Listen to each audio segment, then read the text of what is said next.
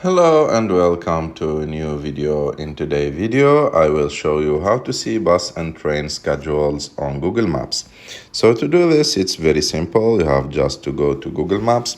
And of course, this option should be supported on your country so you can use it.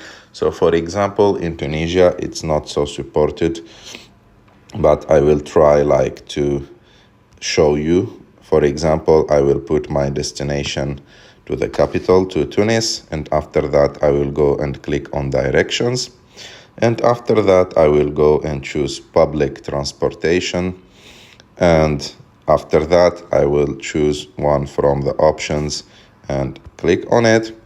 And as you can see, it shows me when the bus is leaving or the train is leaving from Sfax. So for example, the next one is leaving at 2:25 a.m. and it will arrive at 7:10 a.m. to the capital. And for some other countries, especially European countries I don't know, all the European countries and also the United States, Canada, and Turkey, maybe in some countries, it gives you even more details so you can use them and know exactly the schedule of buses and train and use those options to have a safe trip.